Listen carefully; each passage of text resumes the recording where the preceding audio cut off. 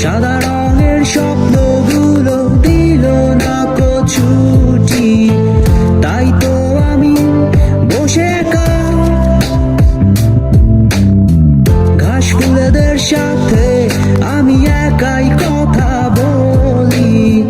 ঘাস ফুলগুলো সব ছন্ন ছাড়া, সাদা রঙের স্বপ্নগুলো দিল না ছুটি।